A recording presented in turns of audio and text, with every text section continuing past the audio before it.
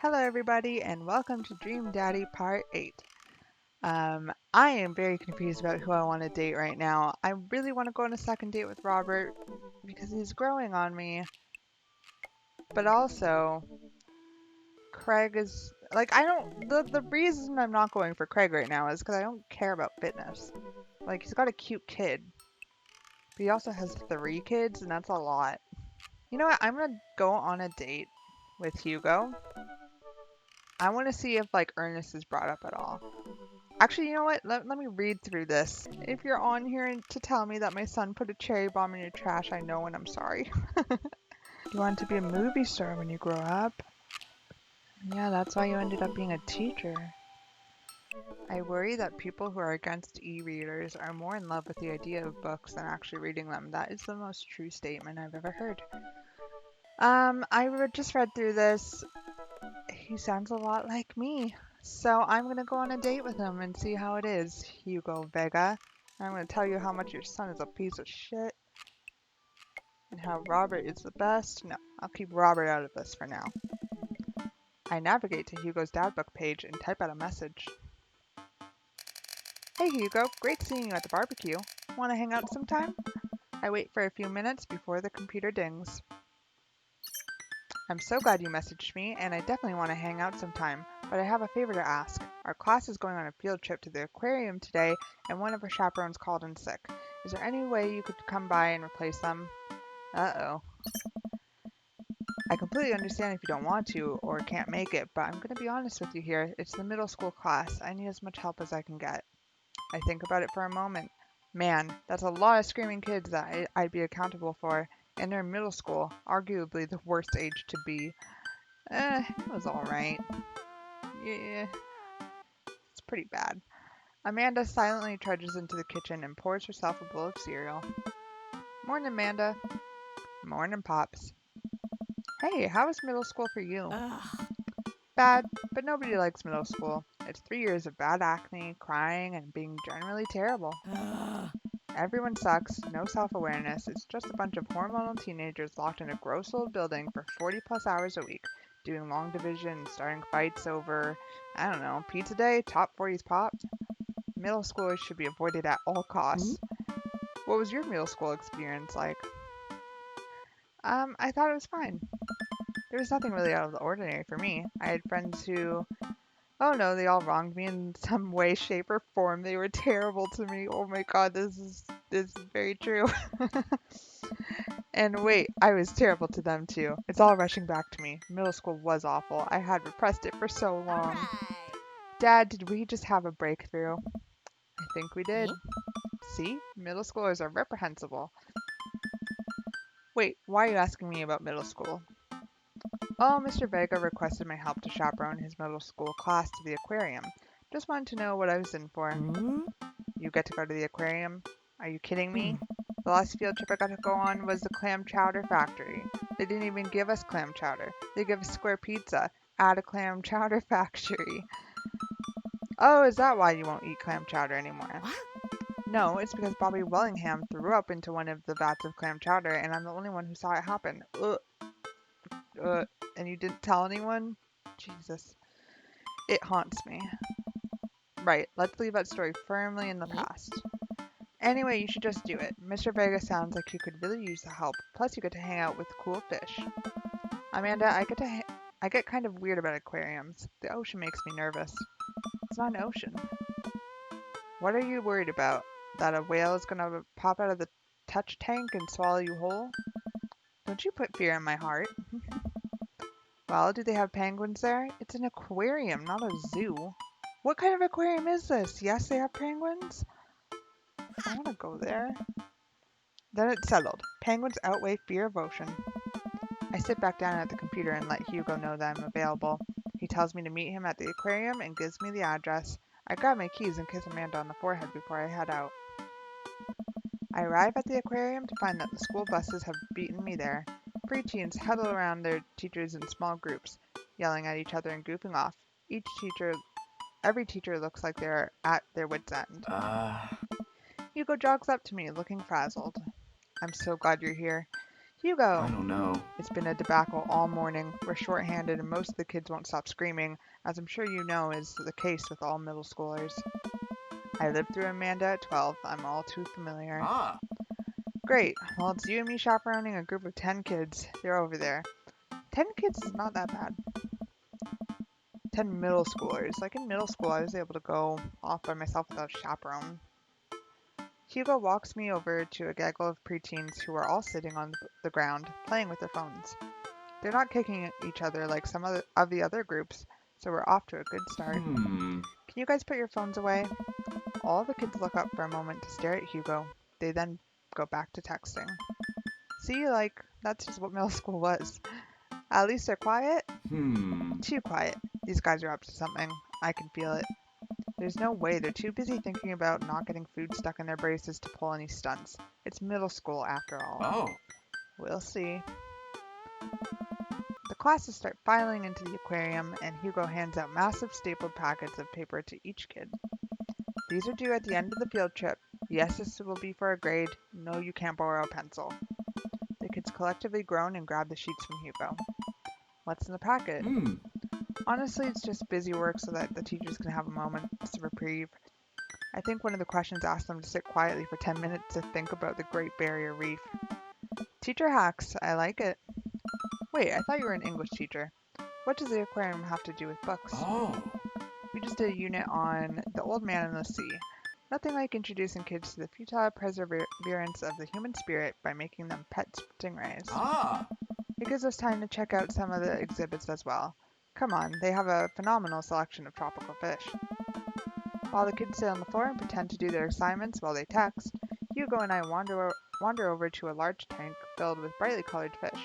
Hugo points to a brown and white fish with long spines. I love how he moved from here to here. And now we're looking at something new. ah. That right there is a lionfish. Did you know that their stomachs can expand up to 30 times in size? Whoa. Oh, Their spines are venomous too. Nature is hardcore. ah. You think that's bad? Take a look at this one over here. Hugo points to a spiny, grumpy-looking fish hanging out near the bottom of the tank. That's a stonefish, the most venomous fish in the world. And they just, like, keep it here? Oh, they're relatively harmless so long as you don't step on them. What happens if you step on them? Oh, Tissue necrosis. Cool. hey. Nature is wild. Man, Hugo seems to know a lot about fish. I feel the overwhelming need to impress him. Why? Because he knows about fish? Why is that? I mean, it's kind of impressive, but why do you feel like you need to impress him? Hey, see that fish over there? That one? Yeah, that's the... Oh boy. The humphead wrasse. That's the American Oh. longfin. Yeah? Did you know that? Oh, did you know that? And then I talk about psychiatric psychiatric fish trivia. This is the only species of fish known to develop clinical depression. Wait, are you serious?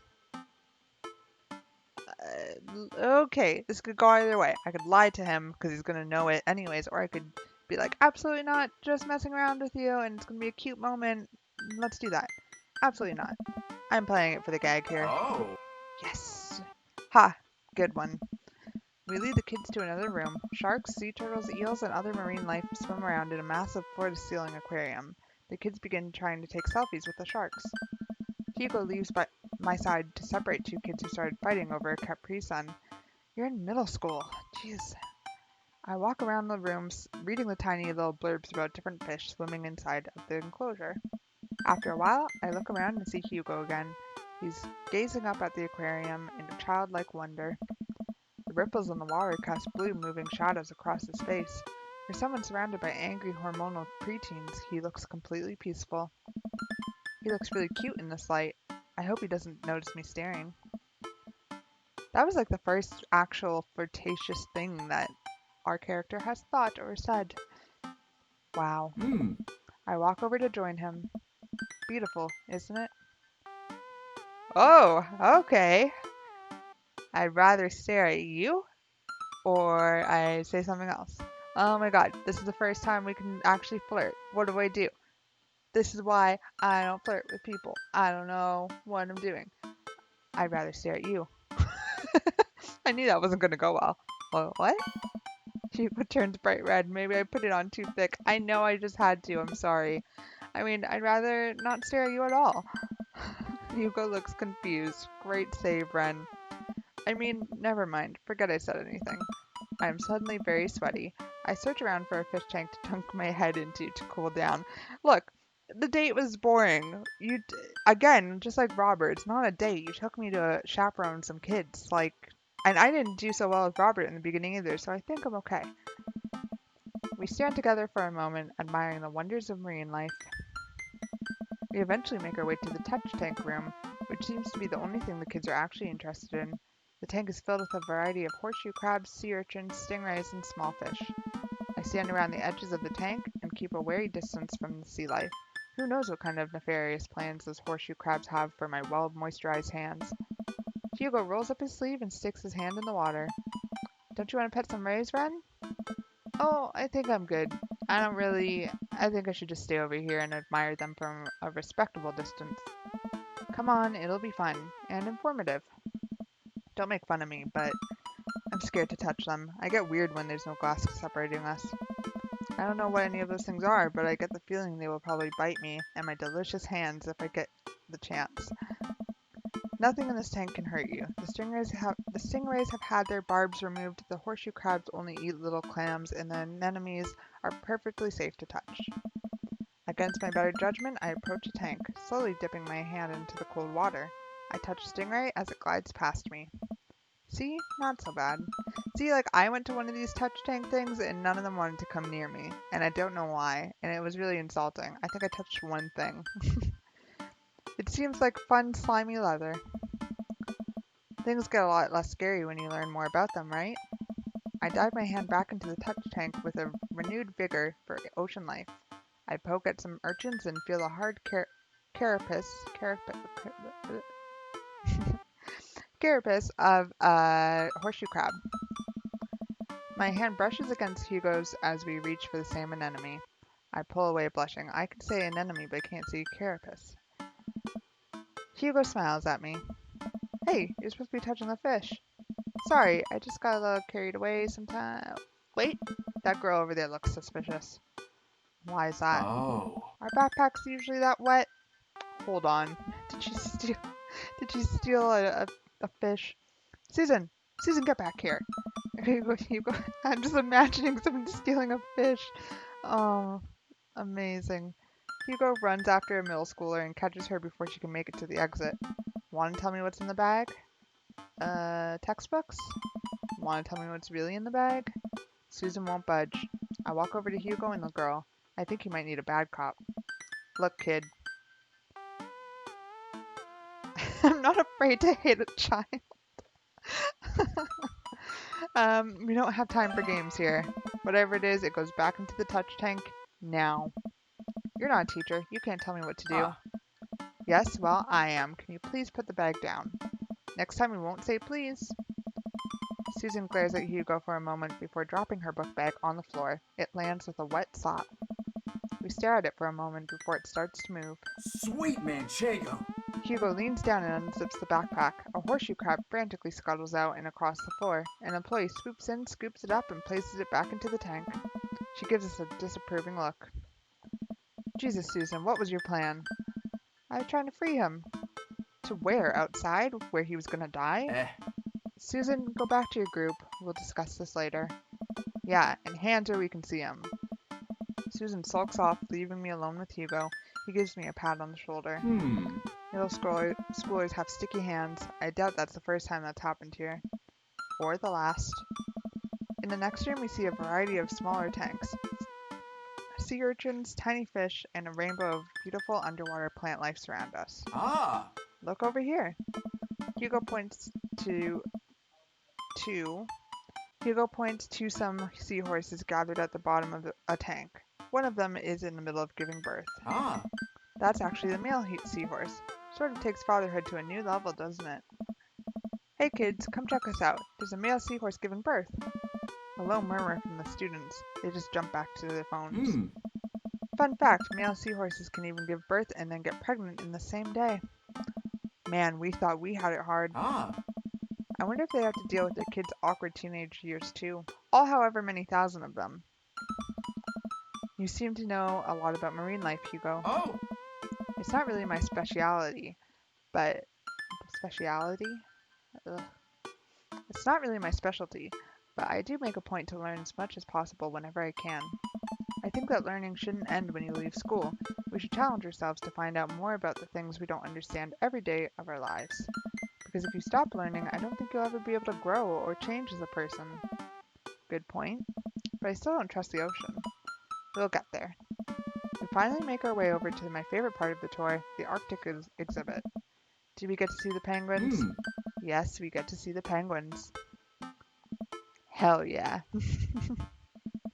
Our group of kids run around the exhibits. They won't stop tapping on the glass of the puffin enclosure, trying to get their attention. For at least a few moments, teachers, chaperones, and students alike seem to be having a great time. What was I so worried about? This isn't so bad. Sweet Manchego. Hugo suddenly grabs my arm. Oh my god, there's a student in the penguin enclosure. Wait, just kidding, it's very bad. Is it one of ours? It most certainly is. Molly Henderson, Susan's friend. God, this friend group sucks. I look over to the penguins and see a determined-looking kid crouching behind a rock. She's hiding just out of sight of one of the employees. Over on the side of the enclosure, I see the door to the exhibit ajar. Was it unlocked this whole time? I bet you Susan stole that crab so that this kid could get in there. It was just a distraction technique. We gotta stop her before the staff sees and bans her school for life. Hugo looks around. I'll create a distraction. Hugo runs toward the puffin exhibit and addresses the entire room. I don't know. Everybody, everybody, everybody, I have an announcement. The whole room turns toward Hugo. I don't know. Here's a few facts I bet you didn't know about penguins. Everybody just stares at Hugo confused. Well, this is my shot. I run into the enclosure and am greeted by a cold blast of air. Psst. Hey! The girl whips around to look at me. Her nose is pink from the cold. You can't be in here. Neither can you. I try to walk over to the girl, but the ground is so icy that I just end up slipping. I catch myself before I hit the ground, but the girl still laughs at me.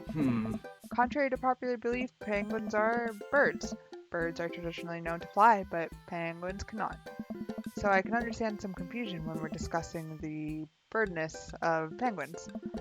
The crowd is still somewhat enraptured. Kid, what are you even doing? I'm letting the penguins go. They deserve freedom. Why are you trying... What logic is this? I don't understand. Where are they even gonna go? Yeah. They're gonna live in my closet. Okay, that makes more sense.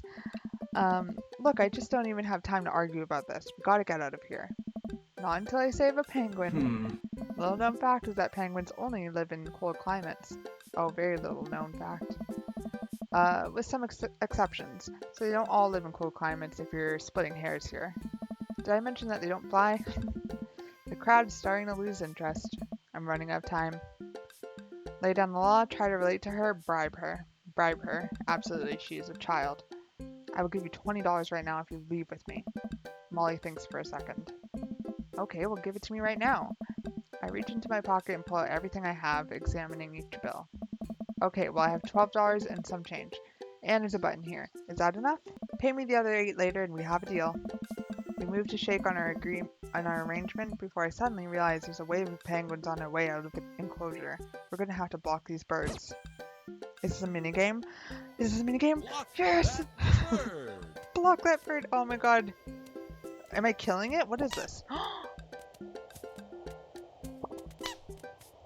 Oh my god, I'm just slapping this bird in the face. Can I slap Molly in the face? Apparently not. I'm just slapping birds in the face. This is great. There hasn't been a minigame since the first episode. Can you go away? Do I have unlimited? Can I just... Oh no, there's so many. There's so many! Go away!